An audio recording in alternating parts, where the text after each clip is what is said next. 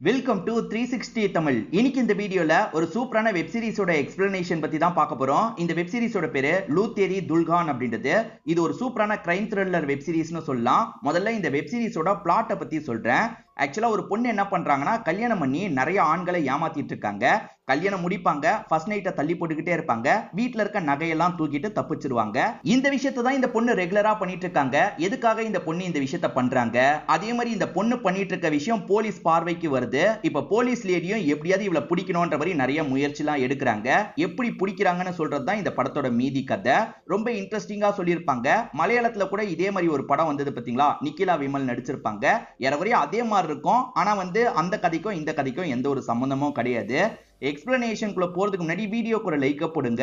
இந்த எக்ஸ்பிளனேஷன் பிடிச்சிருந்ததுன்னா ஐப்ன்ற ஆப்ஷனை கிளிக் பண்ணி சப்போர்ட் பண்ணுங்க. மேற்கொண்டு பேசி டைம் வேஸ்ட் பண்ணாம நம்ம நேரடியா படத்தோட ஃபுல் எக்ஸ்பிளனேஷனுக்குள்ள போயிடலாம். படத்தோட ஸ்டார்டிங் சீனே ஒரு பழைய ஃபேக்டரியில ஷூட் அவுட் நடக்கிற மாதிரி நமக்கு காட்டுறாங்க. அதுல பூஜான்ற ஒரு லேடி காயப்பட்ட மாதிரி கீழே விழுந்துடுறாங்க. அங்க இருந்து சிலர் தப்பிச்சுலாம் ஓடிட்டு இருக்காங்க. இந்த பூஜாவோட வாய்ஸ் ஓவர்ல சில விஷயங்கள் ஓடிட்டு இருக்கு. அவ என்ன ரொம்ப அலைய விட்டுட்டா, அவளை நான் மறக்கவே மாட்டேன், நான் ஹேண்டில் பண்ண கேஸ்லயே வித்தியாசமான கேஸ் அப்படின்ற மாதிரிலாம் சொல்றாங்க. இங்கதான் படத்தோட டைட்டில போடுறாங்க. அதே மாதிரி 6 மாசத்துக்கு முன்னாடி பூஜாவோட லைஃப்ல நடந்த விஷயத்தை காட்டுறாங்க. இவங்க தான் பூஜாவா இருப்பாங்க, போலீஸ் ஆபீசரு. ஆக்சுவலா ஒரு சின்ன பொண்ணு கிட்ட ஒருத்த கொஞ்சம் தப்பாலாம் அப்ரோச் பண்ணியிருக்கான். அவனை லாக் பண்ணி இவங்க அடி அடி நடிச்சிட்டு இருக்காங்க. நானும் பொண்ணு தான், என்கிட்ட மிஸ்பிஹேவ் பண்ணு அப்படின்ற மாதிரிலாம் அவன் கையை பிடிச்சி இவங்க தப்பா டச் பண்ற மாதிரி வராங்க. ஆனா அவன் பயந்து கையை எடுத்துக்கிட்டே இருக்கான். இதெல்லாம் இன்னொருத்தன் பார்த்துட்டு இருக்கான். இவனுமே அந்த பொண்ணு கிட்ட மிஸ்பிஹேவ் பண்ணிருக்கான் போல அப்படின்ற மாதிரி இவங்க யோசிக்கிறாங்க. அவனுக்கு பக்கத்துல போய் இதே மாதிரி பண்றாங்க. அவனை போட்டு அடிச்சிட்டு இருக்காங்க. ப்ளீஸ் மேடம் என்ன விட்டுருங்க விட்டுருங்கன்ற மாதிரிலாம் அவன் கேட்டுட்டு இருக்கான். அப்பதான் அசிஸ்டன்ட் இருக்கார்ல, மேடம் இவன் பொண்ணு கேஸ்ல எல்லாம் மாட்டல, பிட் பாக்கெட் கேஸ்ல தான் மாட்டிருக்கான் அப்படின்ற மாதிரி அசிஸ்டன்ட் சொல்றாரு. அதனால இவங்களும் அடிக்கிறத ஸ்டாப் பண்ணிடுறாங்க. பொண்ணு கிட்ட ஒருத்தன் எல்லை மீறி நடந்திருக்கான்ல, அவனை மட்டும் அடிக்கணும்ன்ற மாதிரி நல்லா அடி அடின்னு அடிச்சிட்டு இருக்காங்க. இப்ப அப்படியே கட் பண்ணி ஒரு குடும்பத்தை காட்டுறாங்க. ரீசெண்டா இவங்க வீட்டுல கல்யாணம் ஆயிருக்கு போல. பக்கத்து வீட்டு லேடியால வர முடிஞ்சிருக்காது. அதனால இப்ப வந்திருக்காங்க. மருமகளை கண்ணுல காட்டுங்க அப்படின்ற மாதிரிலாம் கேட்டுட்டு இருக்காங்க. அப்பதான் சோனால் அப்படின்ற மருமக இருக்காங்க பாத்தீங்களா, இவங்களுக்கு காஃபி எல்லாம் எடுத்துட்டு வந்து தந்துட்டு இருக்காங்க. வந்திருக்க லேடி இருக்காங்கல்ல, சோனால ஏற்கனவே எங்கேயோ பார்த்திருக்காங்க போல. எங்கேயோ பார்த்திருக்கேன், எங்கன்னு தான் எனக்கு ஞாபகம் வரல அப்படின்ற மாதிரிலாம் சொல்லிட்டு இருக்காங்க. இப்ப சோனல் என்ன பண்றாங்கன்னா, வேணும்ட்டே அவங்க மேல காஃபியை ஊத்துறாங்க. தெரியாம ஊத்துற மாதிரி ஊத்துறாங்க. ஐயோ சாரிலாம் அழுக்காயிருச்சு அப்படின்ற மாதிரி அந்த லேடி புலம்பிட்டு இருக்காங்க. சாரி சாரி, வாங்க கிளீன் பண்ணிக்கோங்க அப்படின்ற மாதிரி சோனல் சொல்றாங்க. அதனால அந்த ஆன்ட்டி இருக்காங்க பாத்தீங்களா, கிளீன் பண்றதுக்காக ரெஸ்ட் ரூம் நோக்கி போயிட்டு இருக்காங்க. அப்ப சோனல் என்ன பண்றாங்கன்னா, சட்டுன்னு அந்த ஆன்ட்டியை லாக் பண்ணிடுறாங்க. இதுக்கு முன்னாடி என்ன எங்கேயோ பார்த்த மாதிரி இருக்குன்னு சொன்னல, அது ஞாபகம் தானே, சரி வெளியே சொல்லக்கூடாது. இதுக்கப்புறம் இந்த வீட்டு பக்கம் வந்த உன்னை தொலைச்சிருவேன் அப்படின்ற மாதிரி சோனல் மிரட்டுறாங்க. ஏன் எதுக்குன்றது இப்போதைக்கு நமக்கு தெரியல. நமக்கு பூஜான்னு ஒரு லேடியை காமிச்சாங்கல்ல, அந்த லேடி கிட்ட கம்ப்ளைண்ட் கொடுக்கறதுக்காக ஒரு அம்மா பையன் வந்திருக்காங்க. அது என்னன்னா, பையனுக்கு ரீசெண்டா கல்யாணம் முடிச்சு வச்சிருக்காங்க போல. ஆனா திடீர்னு மருமக காணாம போயிட்டா. என்ன ஏது நாங்க சர்ச் பண்ணும்போது மருமகளை கண்டுபிடிக்க முடியல. அதே சமயம் வீட்டுல நகைலாம் மிஸ்ஸிங். அந்த மருமக தான் நகையெல்லாம் எடுத்துட்டு போயிருப்பாளா அப்படின்ற மாதிரி அம்மா சந்தேகப்படுறாங்க. ஆனா ஹஸ்பண்ட் ஒய்ஃபை விட்டு தர மாட்டாரு. அவலாம் அப்படி பண்ணிருக்க மாட்டா அப்படின்ற மாதிரி சொல்லிட்டு இருக்காரு. சரி ஒய்ஃபோட போட்டோ இருந்தா தாங்கன்ற மாதிரி பூஜா கேக்குறாங்க. சேர்ந்து எடுத்த மாதிரி போட்டோவே இல்லன்ற மாதிரி இவர் சொல்றாரு. கல்யாணம் முடிஞ்சே 3 நாள் தான் ஆகுது, சேர்ந்து போட்டோவே எடுக்கலன்ற மாதிரி சொல்றாரு. எப்படியும் கல்யாணத்தன்னைக்கு நிறைய போட்டோ எல்லாம் பிடிச்சிருப்பீங்கல்ல, அந்த ஆல்பத்தையாவது எடுத்துட்டு வாங்க, போட்டோ இல்லாம என்னால என்ன பண்ண முடியும்னு கேக்குறாங்க. சரி ஓகே நாங்க எடுத்துட்டு வரோம் அப்படின்ற மாதிரி இந்த அம்மாவும் பையனும் ஏத்துக்கிறாங்க. இப்ப மெடிக்கல் ஷாப் வச்சிருக்க அசோக்ன்ற ஒருத்தரை காட்டுறாங்க. இவர் தான் சோனலை கல்யாணம் பண்ணிருக்காரு போல. இப்ப கடைக்கு வந்தவரு ஒய்ஃபுக்கு கால் பண்ணி பேசிட்டு இருக்காரு. ஒய்ஃபும் ரொம்ப ரொமான்டிக்கா அசோக் கிட்ட எல்லாம் பேசிட்டு இருக்காங்க. இப்ப அப்படியே கட் பண்ணி பூஜாவை நமக்கு காட்டுறாங்க. ஆக்சுவலா பூஜாக்கு ஒருத்தர் கூட கல்யாணம் பிக்ஸ் ஆயிருக்கும், திடீர்னு கேன்சல் ஆயிருக்கும். அப்படி கேன்சல் ஆனதுக்கு அப்புறம் கல்யாணமே வேணான்ற மாதிரி தள்ளி போட்டுக்கிட்டே இருக்காங்க. இப்படி தள்ளி போட்டுக்கிட்டே இருந்தா என்ன அர்த்தம், சீக்கிரமா கல்யாணம் பண்ணிக்கோன்ற மாதிரி சொல்றாங்க. ப்ளீஸ்மா அதை பத்தி மட்டும் திரும்ப திரும்ப பேசாதீங்கன்ற மாதிரி பொண்ணுமே கொஞ்சம் அப்செட் ஆகுறாங்க. இப்ப அப்படியே கட் பண்ணி நமக்கு சோனலை காட்டுறாங்க. ஹஸ்பண்ட் வீட்டுக்கு வந்துடுறாருல, இவங்க கூட ரொமான்ஸ் பண்ணலாம்னு நினைக்கிறாரு. ஆனா இவங்க வேணும்ட்டே தள்ளி போட்டுக்கிட்டே இருக்காங்க. இவங்களை பொறுத்த வரைக்கும் சாமர்த்தியமா ஹஸ்பண்ட் கிட்ட நிறைய விஷயங்களை கேட்டு தெரிஞ்சுக்கிறாங்க. அதாவது நகைலாம் எங்க இருக்கும், அந்த சாவி எங்க இருக்கும், அம்மா கிட்ட தான் இருக்குமா, இந்த மாதிரி நிறைய தகவலை கேட்டு தெரிஞ்சுக்கிறாங்க. இவருக்கு சந்தேகம் வராத மாதிரி தான் இவங்க கேக்குறாங்க. அவர் கிஸ் பண்ண வராரு. இப்போதைக்கு கிஸ் வேணாம், பிளேன் கிஸ் மட்டும் கொடுக்குறன்ற மாதிரி பிளேன் கிஸ் மட்டும் தராங்க. ஆக்சுவலா திரும்பி அந்த அம்மாவும் பையனும் வந்துடுறாங்க. இவங்க கிட்ட ஆல்பத்தை செக் பண்ணலான்னு பார்த்தா ஆல்பத்துல அந்த பொண்ணு வர போட்டோவெல்லாம் அந்த பொண்ணு தூக்கிட்டு போயிட்டா போல. மேடம் இப்பதான் அவ மேல எனக்கே டவுட் வருது அப்படின்ற மாதிரி இந்த பையனுமே சொல்றாரு. எப்படியும் ஆல்பத்தை ரெடி பண்ணவங்க கிட்ட ஒரு காப்பி இருக்கும்ல, அங்க போய் வாங்கிக்கலான்ற மாதிரி யோசிக்கிறாங்க. இப்ப கிளம்பி அவங்கள பாக்குறதுக்காக போயிட்டு போயிட்டு இருக்காங்க. அப்ப சோனல் இருக்காங்கல்ல, இவங்களை கிராஸ் பண்ண மாதிரி தான் போறாங்க. இவங்களுக்கு சோனலை பத்தி தெரியாதுல்ல. இவங்க பாட்டுக்கு அந்த கடைக்கு வந்துடுறாங்க. அந்த கடையில இருக்க பையன் கிட்ட பேசுறாங்க. அந்த பையன் என்ன சொல்றானா, நான் எக்ஸ்ட்ரா காப்பி வச்சிருந்தது உண்மைதான், ஆனா பென்டிரைவ்ல போட்டு அந்த குடும்பத்தை சேர்ந்த ஒருத்தர் வாங்கிட்டு போயிட்டாரு அப்படின்ற மாதிரி சொல்றான். இது குடும்பத்தை சேர்ந்தவங்க வாங்கிட்டு போயிட்டாங்களா? அந்த பொண்ணுக்கு குடும்பமே இல்லன்ற மாதிரி அந்த ஃபேமிலி சொல்லியிருப்பாங்க. இவன் என்ன குடும்பத்தை சேர்ந்தவர் வாங்கிட்டு போனதா சொல்றான். சரி அட்ரஸ் இருந்தா குடுன்ற மாதிரி இவன் கிட்ட அட்ரஸ வாங்கிக்கிறாங்க. இப்ப அப்படியே கட் பண்ணி சோனலை நமக்கு காட்டுறாங்க. மாமியாருக்காக ஒரு நகையை வாங்கி தராங்க. இத பாக்குற மாமியாருக்கு அவ்வளவு சந்தோஷமா இருக்கு. எனக்கு ஒரு பொண்ணு இல்லாம போயிட்டாலே, இதுக்கப்புறம் நீ தான் என்னோட பொண்ணு, இதுக்கப்புறம் இந்த வீட்டோட அதிகாரம்லாம் உனக்கு தான் அப்படின்ற மாதிரி சாவியெல்லாம் எடுத்து தந்துட்டு இருக்காங்க. இப்ப கடையில இருக்க அசோக் இருக்காரு பாத்தீங்களா, ஒய்ஃபுக்கு கால் பண்ணி ரொமான்டிக்கா பேசிட்டு இருக்காரு. இவங்க ரொமான்டிக்கா பதில் சொல்லிக்கிட்டே இன்னும் சில விஷயங்கள் எல்லாம் இவர்கிட்ட கேட்டு தெரிஞ்சுக்க ஆரம்பிக்கிறாங்க. அதாவது எங்கெங்க எவ்வளவு காசு இருக்கு இதெல்லாம் கேட்டு தெரிஞ்சுக்க ஆரம்பிக்கிறாங்க. இவருமே எதுக்காக இத பத்தி எல்லாம் கேக்குறேன்னும் போது ஹனிமூனுக்கு பிளான் பண்ண வேணாமா அப்படின்ற மாதிரி இவங்களுமே ஜாலியா பேசிட்டு இருக்காங்க. இப்ப அப்படியே கட் பண்ணி பூஜாவை காட்டுறாங்க. அந்த அட்ரஸ்க்கு வந்து பார்த்தா கதவு லாக்ல இருக்கு. பல வருஷமா இந்த வீடு பூட்டி தான் இருக்குன்னு பக்கத்து வீட்டை சேர்ந்தவர் சொல்றாரு. சோ ஃபேக்கான அட்ரஸை தந்து ஹார்ட் டிஸ்க்ல போட்டு எல்லா போட்டோவையும் வாங்கிட்டு போயிருக்காருன்றது இவங்களுக்கு தெரிய வருது. அடுத்ததா ஒரு நகை கடைக்கு வராங்க. ஏன்னா அந்த கல்யாணம் பண்ண ஹஸ்பண்ட் இருக்காரு பாத்தீங்களா, என் ஒய்ஃபை நான் நகை கடைக்கு கூட்டு போனேன்னு சொல்லியிருப்பாரு. அந்த நகை கடையில அவளோட போட்டோ கிடைச்சா நல்லா இருக்கும்ன்ற மாதிரி தான் செக் பண்றாங்க. ஆனா அந்த பொண்ணு ரொம்ப உசாரா இருக்கா. கேமரால நம்ம படக்கூடாதுன்னு மறைஞ்சு தான் வரா. ஒரு ஆங்கிள் கூட அவ தெளிவா தெரிய மாட்டா. அந்த பொண்ணு ரொம்பவே விவரமா செயல்பட்டு இருக்கா. அப்ப ஏமாத்தி தான் இந்த விஷயத்தை பண்ணிருக்கா போலன்னு யோசிக்கிறாங்க. இப்ப அசோக் காலையில கண் முழிக்கும் போது அம்மாவும் உன் ஒய்ஃப் காணோண்டா அப்படின்ற மாதிரி சொல்லிட்டாங்க. பக்கத்துல தான் இருப்பான்ற மாதிரி சொல்லிட்டாரு. இல்லடா வீட்டுல நகையும் காணோம், அவகிட்ட போய் சாவியை தந்தம்பரு என்ன சொல்லணும்னு புலம்புறாங்க. இவருமே அதை கேட்டு ஷாக் ஆகுறாரு. இப்ப குருன்ற ஒரு கேரக்டரை காட்டுறாங்க. இவர் பெரிய ரவுடி போல. இப்ப துரோகம் பண்ண ஒருத்தன் கதையை முடிக்கலாம்னு நினைக்கிறாரு. ஒரு கேம் மாதிரி நம்ம விளையாட போறோம். ஒரு வாட்டி ஒன்ன நீ ஷூட் பண்ணிக்கணும், இன்னொரு வாட்டி நான் என்ன ஷூட் பண்ணிப்பேன். ஒரு புல்லட் மட்டும் தான் இருக்கு, யாராவது ஒருத்தர் சாவணும்ன்ற மாதிரிலாம் சொல்லிட்டாரு. எதிர இருக்காம செம்மையா பயந்துட்டு இருக்கான். இப்ப அப்படியே ஒரு ஃபர்ஸ்ட் நைட் நடக்கிறத காட்டுறாங்க. அருண்ன்ற நபரு ஒய்ஃபோட முகத்துல இருக்க துணியை எடுக்கிறாரு. ஒய்ஃபா அங்க பூஜா தான் இருக்காங்க. இப்ப பூஜாவை பார்த்து பயங்கரமா வெக்கப்படுறாரு. கிஸ் பண்ற மாதிரிலாம் நெருங்கி வந்துட்டு இருக்காரு. இது எல்லாமே பூஜாக்கு கனவா வருது. சட்டுன்னு கனவுல இருந்து முடிக்கிறாங்க. ஒருத்தர் கூட கல்யாணம் முடிவாய் நின்னது பாத்தீங்களா, அந்த அருண் கூட தான் கல்யாணம் முடிவாய் நின்னது போல. இப்ப அருண் கிட்ட இருந்து தான் இவங்களுக்கு கால் வந்திருக்கு. அப்படியே கட் பண்ணி நமக்கு திரும்பி குருவா காட்டுறாங்க. இந்த கேமை சொன்னோனே எதிர இருக்கவன் பயப்படுறான். விட்டுருன்னு கேக்குறான். இல்ல விளையாடி தான் ஆகணும்ன்ற மாதிரி சொல்லிட்டாரு. மாத்தி ஷூட் பண்ணிட்டு இருக்காங்க. அப்பன்னு பார்த்து இந்த குருக்கு கால் மூலியமா ஒரு தகவல் தெரிய வருது. அதாவது மாயாவை கண்டுபிடிச்சிட்டோன்ற மாதிரி ஆளுங்க சொல்றாங்க. எது மாயாவை கண்டுபிடிச்சிட்டீங்களா அப்படின்ற மாதிரி இவர் சந்தோஷப்படுறாரு. இந்த சந்தோஷத்துல நம்மள விட்டுருவாருன்ற மாதிரி துரோகம் பண்ணவன் நினைக்கிறான். ஆனா இவர் சந்தோஷப்பட்டுக்கிட்டே சட்டுன்னு அவனை ஷூட் பண்ணி கதையை முடிச்சிடுறாரு. இந்த குருக்கு ஒரு தம்பி இருக்கான். அந்த தம்பி கிட்ட மாயாவை போய் புடின்ற மாதிரி சொல்றாரு. ஆக்சுவலா அருண் கிட்ட இருந்து கால் வந்ததுனால பூஜா கன்ஃபியூஸ் ஆகுறாங்க. என்ன விஷயம்ன்ற மாதிரி அருண் கிட்ட கேக்குறாங்க. ஆக்சுவலா நம்ம கல்யாணம் நின்னதுக்கு அப்புறம் வீட்டுல ஒரு பொண்ணை பார்த்து எனக்கு கல்யாணம் பண்ணி வச்சாங்க. அந்த பொண்ணு 3 நாள்லயே நகையெல்லாம் எடுத்துட்டு போயிட்டா. நீ தான் இந்த கேஸ்ல எனக்கு ஹெல்ப் பண்ணும் அப்படின்ற மாதிரி சொல்றாரு. இத கேக்குறவங்க உள்ளுக்குள்ள லைட்டா ஸ்மைல் பண்றாங்க. சரி நீ கவலைப்படாத, அந்த பொண்ணு யாரு என்னன்றதை நான் கண்டுபிடிக்கிறேன்ற மாதிரி சொல்றாங்க. இவங்களுக்கு இன்னமும் அருண் மேல லைட்டா இன்ட்ரெஸ்ட் இருக்கதான் செய்யுது. வீட்டுல பேசும்போது கொஞ்சம் சிக்கல் வந்து கல்யாணம் டிராப் ஆயிருக்கும். மத்தபடி இவங்களுக்கு பிடிச்சிருக்கும். அந்த அருணை பொறுத்த வரைக்கும் வேற ஏரியாவை சேர்ந்தவரா இருப்பாரு. இவங்களுமே அந்த ஏரியாவுக்கு போய் விசாரணை பண்றேன் சார், ஏன்னா அந்த இடத்துலயும் இதே மாதிரி ஒரு ஏமாத்து கேஸ் பதிவாயிருக்கு, நான் போகட்டுமா அப்படின்ற மாதிரி கேக்குறாங்க. சரி சீக்கிரமா குற்றவாளியை புடிமா, அந்த இடத்துக்கு போய் விசாரணை பண்ணு அப்படின்ற மாதிரி சீனியரும் சொல்றாரு. ஆக்சுவலா சோனலா ஒருத்தங்க நடிச்சாங்க பாத்தீங்களா, அவங்களோட உண்மையான பேரு மாயா அப்படின்றது. மாயாவை பொறுத்த வரைக்கும் ஒரு சொந்தக்கார தங்கச்சி இருக்கா, அதே மாதிரி அப்பா இருக்காரு. இவங்க இந்த மாதிரி ஏமாத்தி காசு சேர்க்கறதுக்கு ஒரு காரணம் இருக்கு போல. என்ன காரணம் அப்படின்றது கிளியரா புரியல. இவங்களுக்கு தேவையான காசு இன்னும் சேரல. இன்னும் நிறைய காசு இவங்களுக்கு தேவை போல. அந்த காசை எப்படியாவது பெறட்டணும், அது வரைக்கும் நம்ம இந்த விஷயத்தை பண்ணி தான் ஆகணும் அப்படின்ற மாதிரி இவங்களுக்குள்ள டிஸ்கஷன் போகுது. குருவோட தம்பி இருக்கான் பாத்தீங்களா, இவங்களோட போட்டோவை காமிச்சு ஒவ்வொரு பகுதியா தேடிட்டு இருக்கான். இங்கதான் இருக்காங்கன்னு தெரியுது, எங்கன்றது தெரிய மாட்டேங்குது. இப்ப இவங்களுமே அப்பா கிட்டயும் தங்கச்சி கிட்டயும் சொல்லிட்டு கிளம்புறாங்க. அப்படி கிளம்பிட்டு இருக்கும் போது கரெக்டா குருவோட தம்பி பாத்துறான். ஏ மாயா நில்லுன்ற மாதிரி சொல்றான். இப்ப மாயா ஆட்டோ பிடிச்சு வேகமா இங்க இருந்து தப்பிக்க ஆரம்பிக்கிறாங்க. இவனுமே விடக்கூடாது அப்படின்ற மாதிரி வேகமா ஆளுங்க கூட சேர்ந்து ஃபாலோ பண்ணிட்டு இருக்கான். பூஜாவை பொறுத்த வரைக்கும் யாரை தேடுறோன்றதே தெரியாதுல்ல.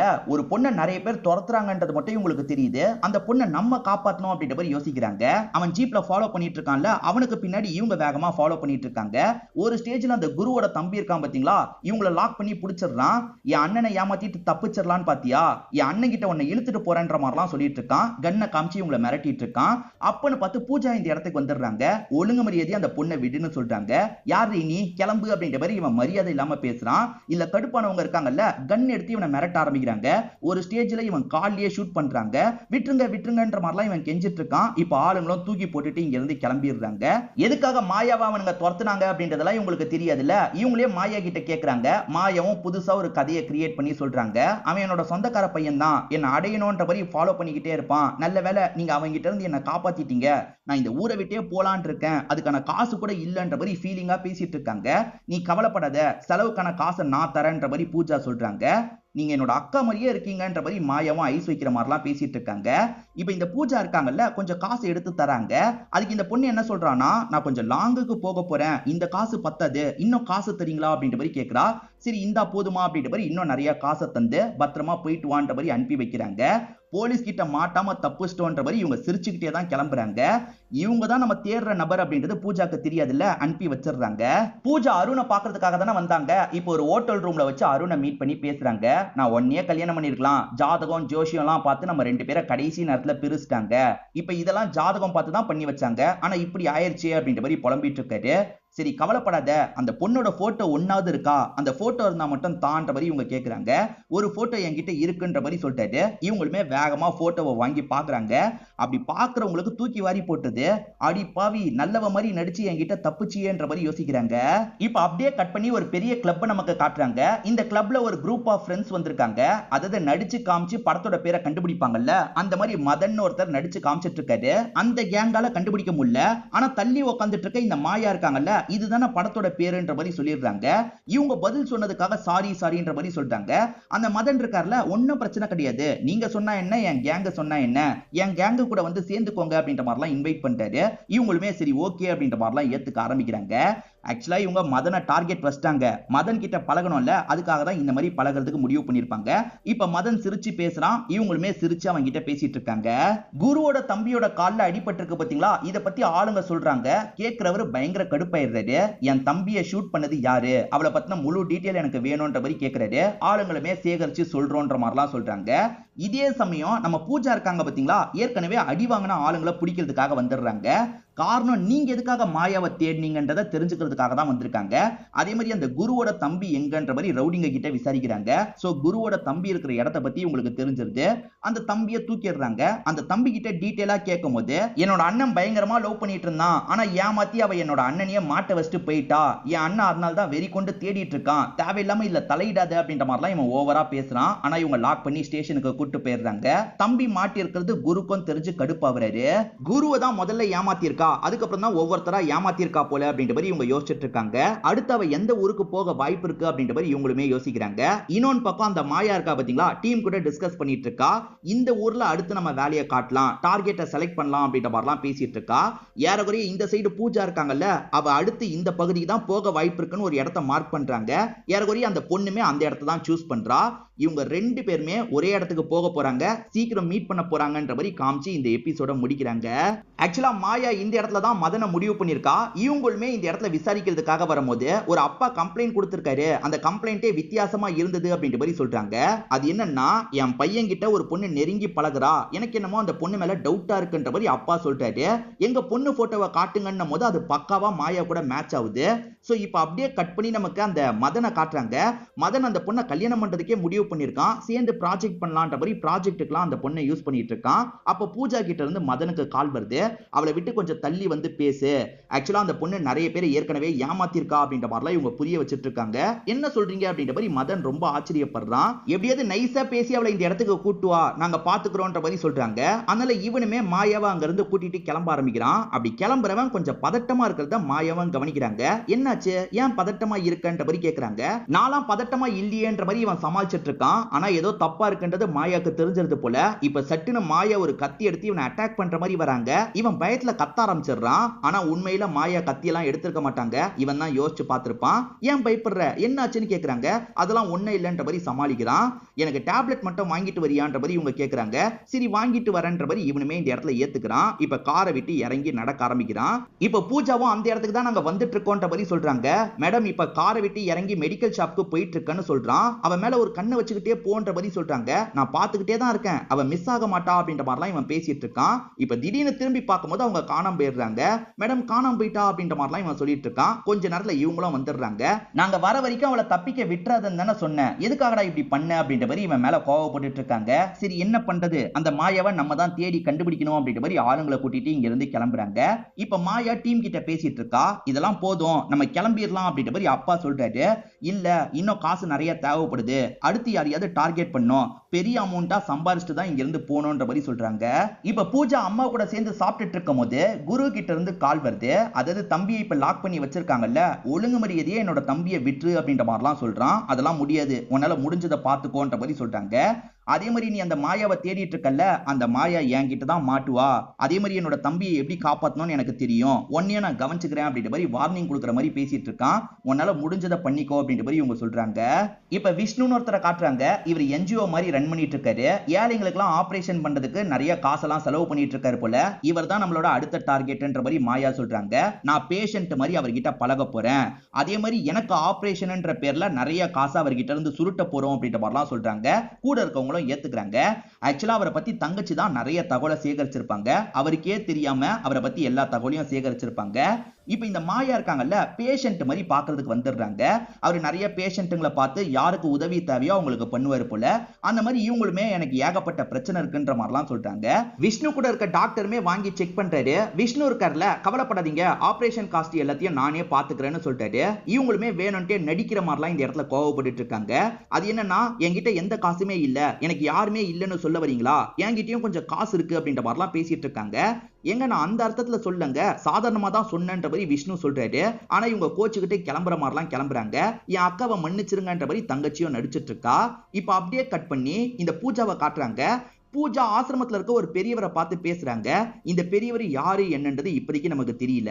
இப்ப அப்படியே கட் பண்ணி திரும்பி மாயாவை நமக்கு காட்டுறாங்க. இப்ப மாயா வெளியே இருக்க ஒரு இடத்துக்கு வந்து அழுதுட்டு இருக்காங்க. அப்ப இவருமே சமாதானம் சொல்றதுக்காக வராரு. நான் வேற அர்த்தத்துல சொன்னேன், நீங்க தப்பா புரிஞ்சுக்கிட்டீங்க.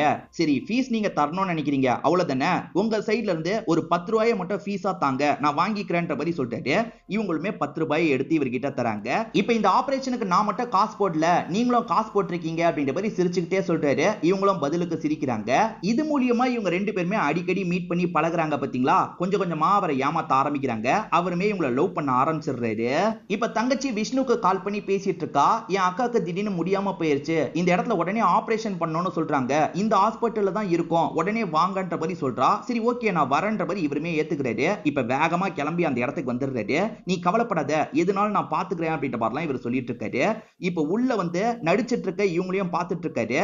அப்பன்னு பார்த்து டாக்டர் லேடி வந்துடுறாங்க. நான் பாத்துக்கிறேன், நீங்க வெளியே போங்க வெளியே போங்கன்னு அனுப்பி வச்சிடுறாங்க.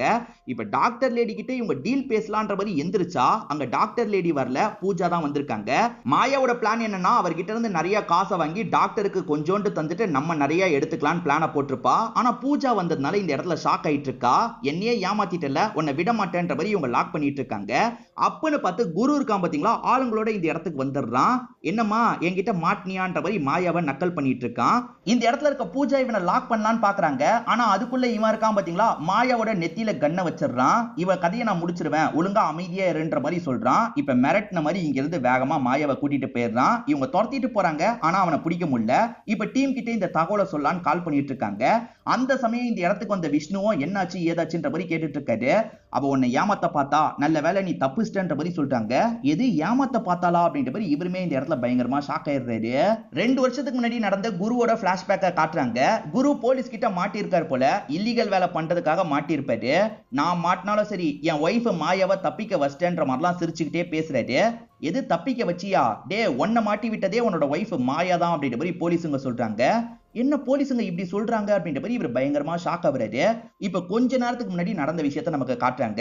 இவர் நிறைய இல்லீகல் வேலை எல்லாம் பண்றவரா இருப்பாரு. மாயாவை கல்யாணம் முடிச்சிருப்பாரு. கல்யாணம் பண்ணி டார்ச்சர் பண்ணிக்கிட்டே இருப்பாரு. அதனால மாயா மாட்டி விட்டுட்டு தப்பிக்கணும்னு முடிவு பண்ணிருப்பாங்க.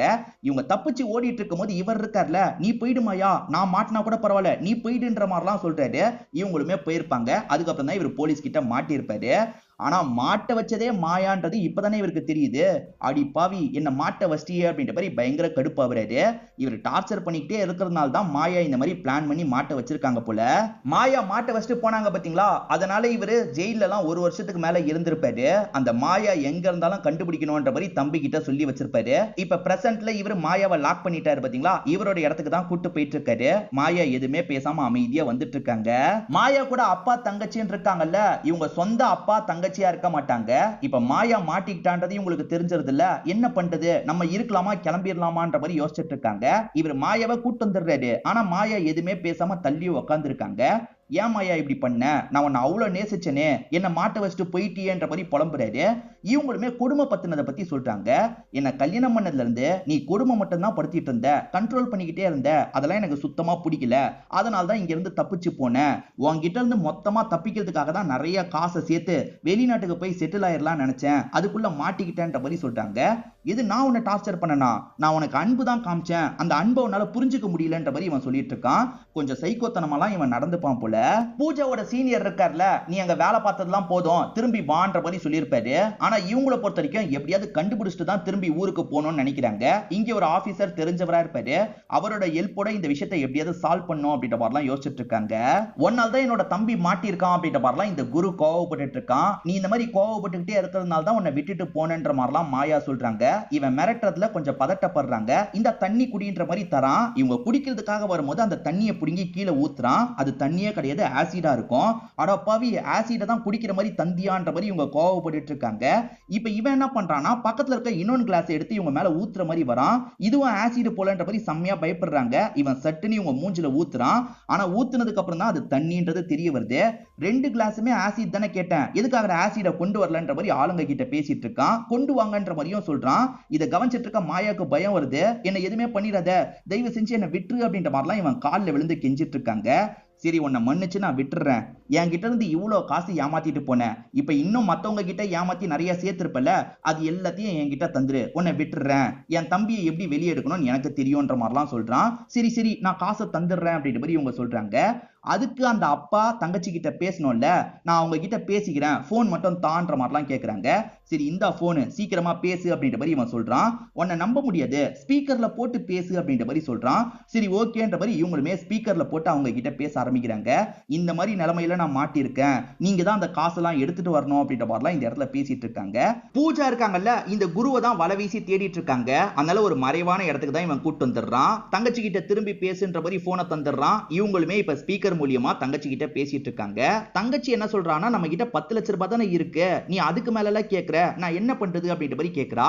இல்ல இல்ல நம்ம கிட்ட 10 லட்சம் ரூபாய் தான் இருக்கு, வேற ஒரு நகை கடையில நான் நிறைய காசு கொடுத்து வச்சிருக்கேன், ஒரு 30 லட்சம் ரூபாய் கிட்ட கொடுத்து வச்சிருப்பேன், நீ அவர்கிட்ட கால் பண்ணி பேசினா எல்லாமே உனக்கு புரியும், அந்த காசையும் சேர்த்து வாங்கிட்டு வான்ற மாதிரி சொல்றாங்க. சரி ஓகேன்ற மாதிரி தங்கச்சி ஏத்துக்கிறா. இப்ப அப்படியே கட் பண்ணி நம்ம பூஜாவை காட்டுறாங்க. இப்ப பூஜாக்கு ஒரு போன் கால் வருது, ஏதோ ஒரு தகவல் தான் கிடைக்குது போல. இப்ப கூட இருக்க ஃப்ரெண்டு கிட்ட நம்ம உடனே இந்த இடத்துக்கு கிளம்பணும் அப்படின்ற மாதிரி சொல்றாங்க. ஃப்ரெண்டும் சரின்ற மாதிரிலாம் ஏத்துக்கிறாரு.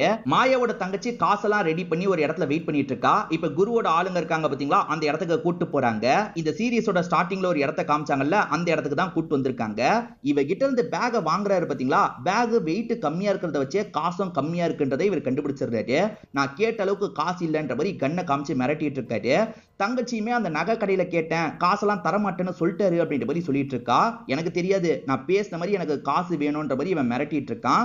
காசை மட்டும் தரல, உங்க 2 பேர் கதையும் முடிப்பன்ற மாதிரிலாம் சொல்லிட்டு இருக்கான். என் தங்கச்சியை விட்டுன்ற மாதிரிலாம் இவங்க கேட்டுட்டு இருக்காங்க. அதெல்லாம் விட முடியாதுன்னு இவன் பேசிட்டு இருக்கான். அப்பன்னு பார்த்து இந்த இடத்துக்கு பூஜாவும் அந்த ஃப்ரெண்டும் வந்துடுறாங்க. கன்ல இவனை லாக் பண்ணிட்டு இருக்காங்க.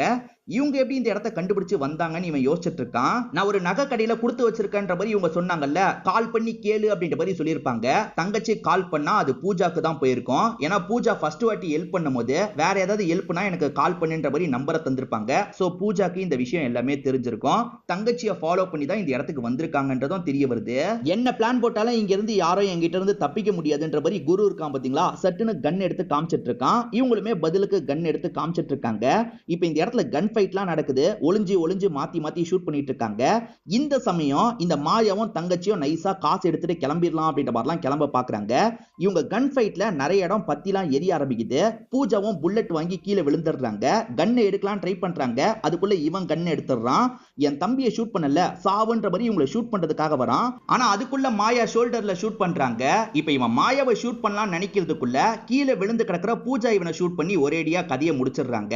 ஆக்சுவலா மாயாவோட தங்கச்சி தப்பிக்கலாம் நினைக்கும் போது ஒரு இடத்துல ஏடகுடமா சிக்கிப்பா. அவளை காப்பாத்தணும்ன்ற மாதிரி மாயாவும் போறாங்க. அந்த இடமே பத்தி எரிஞ்சிட்டு இருக்கு. அதே மாதிரி பூஜாவும் அந்த இடத்துல மயங்க ஆரம்பிச்சிடுறாங்க. இந்த ஃபேக்டரியே பத்தி எரிஞ்சிட்டு இருக்கு. அவங்க ரெண்டு பேருமே எரிய ஆரம்பிக்கிறாங்க போல. இந்த பூஜா காப்பாத்தலான்னு பார்த்தா சுத்தமா காப்பாத்த முடியல. ஒரு ஸ்டேஜ்ல இவங்க மயங்கின மாதிரி இந்த இடத்துல விழுந்துடுறாங்க. இப்ப நியூஸ்ல என்ன காட்டுறாங்கன்னா அந்த இடத்துல தீ விபத்து ஏற்பட்டது, நிறைய பேர் இறந்து போயிட்டாங்க, அந்த மாயான்ற பொண்ணு இறந்து போயிட்டா அப்படின்ற மாதிரிலாம் சொல்லிட்டு இருக்காங்க. அதே மாதிரி ஷூட் அவுட்ல குரு இறந்து போயிருப்பாரு. குரு இறந்து போயிட்டான். அதே மாதிரி அந்த மாயான்ற பொண்ணுமே தீ விபத்துல இறந்து போயிட்டான்ற மாதிரி போலீஸுமே கேஸ் எல்லாம் முடிச்சிடுறாங்க. ஆனா மாயா இறந்து போனாங்களான்ற ஒரு கேள்வி இருக்குல்ல. இப்ப அப்படியே கட் பண்ணி ஒரு ஆசிரமத்தை காட்டுறாங்க. அங்கதான் மாயா இருக்காங்க. மாயா ஏதோ ஒரு பேக் எடுத்துட்டு கிளம்பலான்னு வாசல் கிட்ட வரும்போது வாசல்ல பூஜா உட்கார்ந்துட்டு இருக்காங்க. இத பாக்குற மாயாக்கு தூக்கி வாரி போட்டுருது. வேற வழி இல்லாம பூஜாக்கு பக்கத்துல வந்து உட்கார்றாங்க. நான் உயிரோட இருக்கேன்னு எப்படி கண்டுபிடிச்சேன்னு கேக்குறாங்க. பாடியை மாத்தி வச்சிட்டா எனக்கு தெரியாதா, உன் டிராமாலாம் எனக்கு தெரியும் அப்படின்ற மாதிரி பூஜா சொல்றாங்க. அது என்னன்னா வேணும்ட்டே அந்த தங்கச்சி சிக்கின மாதிரியும் இவங்க காப்பாத்தின மாதிரியும் ஒரு டிராமாவை போட்டு அந்த இடத்துல பாடியை மாத்தி வச்சிருவாங்க. ரெண்டு பேருமே இறந்து போன மாதிரி எல்லாரையும் நம்ப வச்சிருப்பாங்க. ஏமாத்தி ஏமாத்தி இவ்வளவு காசை சேர்த்து என்ன செய்ய போற அப்படின்ற மாதிரி பூஜா கேக்குறாங்க. எதுக்காக ஏமாத்துனன்ற மாதிரியும் கேக்குறாங்க. அதுக்கு இந்த மாயா காரணத்தெல்லாம் சொல்ல ஆரம்பிக்கிறாங்க. அது என்னன்னா என்னோட லைஃப்ல நிறைய விதமான ஆண்கள் எல்லாம் நான் பார்த்திருக்கேன். எல்லா ஆண்களும் ஒரே மாதிரி தான். எல்லா ஆண்களுமே பெண்களை அடிமை மாதிரி யூஸ் பண்ணலாம் நினைச்சிட்டு இருக்காங்க. அவங்க கூட வாழ்றதுலாம் எனக்கு விருப்பமே கிடையாது. அவங்களை ஏமாத்தி நிறைய காசு சேர்த்து நிம்மதியான ஒரு லைஃபை வாழணுன்றதுக்காக தான் இந்த விஷயத்தை பண்ணன்ற மாதிரி சொல்றாங்க. என்னதான் நீ காரணம் சொன்னாலும் இதெல்லாம் தப்பு தான். இந்த விஷயத்தை இதுக்கப்புறம் நீ பண்ணாத, இதோட ஸ்டாப் பண்ணிக்கோ, இந்த காசை கூட நீயே வச்சுக்கோ அப்படின்ற மாதிரிலாம் சொல்லிட்டு இருக்காங்க. இதெல்லாம் கேட்டுட்டு இருக்க மாயா இருக்கல்ல, அதெல்லாம் இருக்கட்டும், நான் இங்க தான் இருப்பேன் நீ எப்படி கண்டுபிடிச்சு வந்த அப்படின்ற மாதிரி கேட்கிறா. அதுக்கு பூஜாவும் காரணத்தை சொல்றாங்க. பூஜா ஏற்கனவே ஒரு பெரியவரை பார்க்கறதுக்காக வந்தாங்க பாத்தீங்களா, அந்த பெரியவர் வேற யாரும் கிடையாது. அந்த பெரியவர் தான் மாயாவோட உண்மையான அப்பாவா இருப்பாரு. அப்பாவோட பர்த்டேக்கு கண்டிப்பா மாயா எங்க இருந்தாலும் வந்துருவாங்கன்னு தெரியும். அதனால தான் இந்த இடத்துக்கு வந்திருப்பாங்க. இன்னைக்கு தான் அவரோட பிறந்த நாள் போல. அந்த பிறந்த நாள மாயாவும் சேர்ந்து அப்பா கூட கொண்டாடிட்டு இருக்கா. இவங்க சொன்ன அட்வைஸ் எல்லாத்தையும் மாயாவும் ஏத்துக்கிறா. இந்த பேக்கை கூட நீயே வச்சுக்கோன்ற மாதிரி சொன்னாங்கல்ல, இல்ல இதுக்கப்புறம் இந்த பேக் எனக்கு தேவைப்படாது, நீங்களே இந்த பேக்கை கொண்டு போங்க அப்படின்ற மாதிரி மாயா சொல்றா. நல்லது அப்படின்ற மாதிரி இவங்களுமே பேக் அங்க இருந்து கொண்டு போறாங்க. இப்ப வீட்டுக்கு வந்துடுறாங்க. அம்மா சீக்கிரமா நான் கல்யாணம் பண்ணிக்கிறேன் அப்படின்ற மாதிரி அம்மாக்கு ஒரு நல்ல செய்தியை சொல்லிடுறாங்க. இப்ப பேக்கை ஓபன் பண்ணலான்னு பார்த்தா முன்னாடி பின்னாடி மட்டும் தான் உண்மையான ரூபா நோட்டு இருக்கு. நடுவுல முழுக்க பேப்பர் இருக்கு. சோ அந்த மாயா இருக்கா பாத்தீங்களா, கடைசி நேரத்திலேயே இவங்களை ஏமாத்திடுறா. அதாவது உண்மையான காசா அவ தான் வச்சிருக்கா போல. இதுக்கப்புறமா அவ ஸ்டாப் பண்ண மாட்டா போலன்ற மாதிரி இவங்க சிரிக்கிறாங்க. இதோடயே இந்த சீரிஸோட கதையை முடிக்கிறாங்க. கண்டிப்பா இந்த சீரிஸோட கதையும் என்னோட எக்ஸ்பிளனேஷனும் உங்களுக்கு பிடிச்சிருக்கும்னு நம்புறேன். இந்த வீடியோ உங்களுக்கு பிடிச்சிருந்ததுன்னா லைக் பண்ணுங்க, கமெண்ட் பண்ணுங்க, மறக்காம 360 தமிழ் சேனலை சப்ஸ்கிரைப் பண்ணுங்க. தொடர்ச்சியா இந்த மாதிரி வீடியோக்கள் வந்துகிட்டே தான் இருக்கும்.